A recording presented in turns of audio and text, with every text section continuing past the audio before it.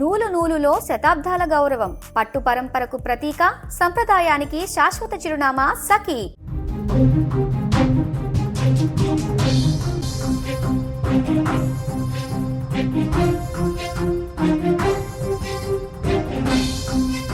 వేట్లపాలెంలో మృత్యు ఘోష వినిపిస్తూ ఉంది. గుర్తుపట్టలేనంతగా ఆ మృతదేహాలన్నీ కూడా ఛిద్రమైపోయిన పరిస్థితులు అక్కడ కనిపిస్తున్నాయి. మొత్తం ఈ ఘటనలో 18 మంది మృతి చెందారు. ఎక్కడికక్కడే మృతదేహాలు పడి ఉన్నాయి. మాంసపు ముద్దలుగా ఆ మనుషులు మారిపోయిన వైనం కనిపిస్తోంది. ఆ బాధిత కుటుంబాలందరూ కూడా అక్కడ కన్నీరు మున్నీరవుతూ ఉన్నారు. ఈ ప్రమాదంపై చంద్రబాబు ఇప్పటికీ ఆరా తీసినట్లుగా కూడా మనకి బ్రేకింగ్ న్యూస్లో సమాచారం అయితే అందుతోంది. ఆకాశంలో రంగులు చిమ్మాల్సిన బాణసంచ ఆ పేదల జీవితాల చీకట్లు నింపింది. శ్రమజీవుల శ్వేతంతో తడిసిన ఆ నేల నేడు వారి రక్తంతో తడిసి ముద్దయింది. కాకినాడ జిల్లా సామర్లకోట మండలం వేట్లపాలెం వద్ద జరిగిన భారీ పేలుడు కనీ విని ఎరుగని విషాదాన్ని మిగిల్చిందని చెప్పుకోవచ్చు. నిన్నటి వరకు కలిసి నవ్వుతూ పనిచేసుకున్న 18 మంది ప్రాణాలు క్షణాల్లో గాల్లో కలిసిపోయాయని కూడా మనం చెప్పుకోవచ్చు. శనివారం మధ్యాహ్నం 2 గంటల సమయంలో నిశ్శబ్దంగా ఉన్న ఆ ప్రాంతం ఒక్కసారిగా ఉరుము లాంటి శబ్దంతో దత్తరిల్లింది. సూర్యశ్రీ ఫైర్ వర్క్స్ కేంద్రంలో జరిగిన ఈ పేలుడు ధాటికి మనుషులు మాంసపు ముద్దలుగా మారిపోయారు. 5 కిలోమీటర్ల మేర వినిపించిన ఆ పేలుడు ధాటికి పక్కనే ఉన్న స్కూల్ గోడలు కూడా బీటలు వారాయంటే ఆ తీవ్రత ఎంతటిదో మనకి ఊహకు కూడా అందని పరిస్థితి అక్కడ కనిపిస్తూ ఉంది. ఎస్, ఇవన్నీ కూడా గోడౌన్స్ లాగా ఎక్కడ అవుట్స్కట్స్ లో ఉంటూ ఉంటాయి. ఇక్కడ కూడా మనం చూడొచ్చు. ఈ సూర్య ఫైర్ వర్క్స్ అనే ఒక గోడౌన్ కూడా అక్కడ పొలాల మధ్యలో ఆ చివరికి ఎక్కడో ఉంది.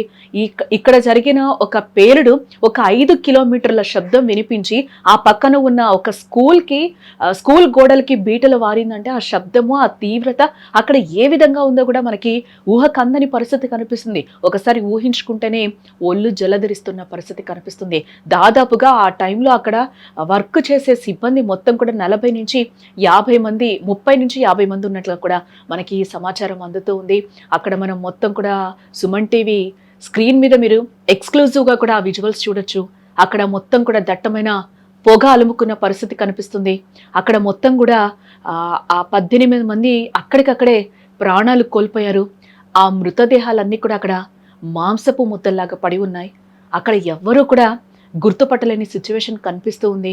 వారి కుటుంబాల మనుషులు కూడా ఎక్కడున్నారు అని కూడా ఆరా తీసే పనిలో ఆ కుటుంబ సభ్యులందరూ కూడా అక్కడ నిమగ్నమైనట్లుగా కూడా తెలుస్తూ ఉంది. ఎవరు కూడా అక్కడికి వెళ్ళే ప్రయత్నం కూడా చేయడం లేదు. ఎందుకంటే అక్కడ పూర్తిగా కూడా దట్టమైన పొగ అలుముకున్న పరిస్థితులు అయితే అక్కడ మనకి కనిపిస్తున్నాయి. ఎంత చీకటి కమ్మేసిందో కూడా అక్కడ మనకి కనిపిస్తూ ఉంది. దాదాపుగా 18 మంది మృత్యువాత పడినట్లుగా కూడా తెలుస్తుంది. అక్కడికక్కడే చనిపోయిన పరిస్థితి కనిపిస్తూ ఉంది. కన్నబిడ్డల ఆకలి తీర్చడానికి రెక్కల కష్టాన్ని నమ్ముకొని వెళ్ళిన మహిళలే ఈ ప్రమాదంలో అధికంగా మరణించినట్లు కూడా మనకి సమాచారం అందుతుంది. చేతులు ఒక చోట, కాళ్ళు మరో చోట. తమ వారిని గుర్తుపట్టలేక బంధువులు పడుతున్న ఆవేదన చూస్తుంటే రాతి గుండె కూడా కరిగిపోతుందేమో. ఆ ప్రాంతమంతా మృతదేహాల రోదలతో నిండిపోయిందని కూడా మనం చెప్పుకోవచ్చు. రెక్కాడితే కానీ డొక్కాడిన కుటుంబాలు ఇప్పుడు ఇంటి పెద్ద దిక్కును కోల్పోయి అనాథులైపోయారు. ఆ ఊరంతా కన్నీరు మున్నీరయ్యి విలపిస్తూ ఉంది. ఈ దారుణ ఘటనపై ముఖ్యమంత్రి నారా చంద్రబాబు నాయుడు తీవ్ర దిగ్భ్రాంతిని వ్యక్తం చేశారు. ప్రస్తుతం విజయనగరం పర్యటనలో ఉన్న సీఎం తక్షణమే సహాయక చర్యలు చేపట్టాలని కూడా అధికారులని ఆదేశించారు. ఇప్పటికే హోంమంత్రి అనితను స్వయంగా ఘటనా స్థలానికి వెళ్లాలని కూడా ఆయన అప్రమత్తం చేశారు. ఇప్పటికే జిల్లా కలెక్టర్, ఎస్పీ క్షేత్ర స్థాయిలో ఉండి సహాయక చర్యలను అయితే ప్రస్తుతం పర్యవేక్షిస్తూ ఉన్నారు.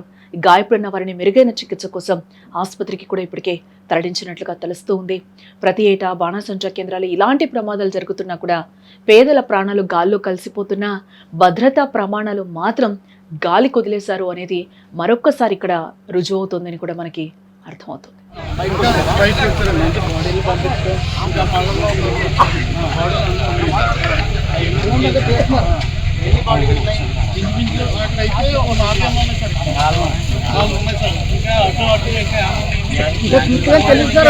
మొత్తం రౌండ్ లో చూడాలి, రౌండ్ అంతా చూడాలి.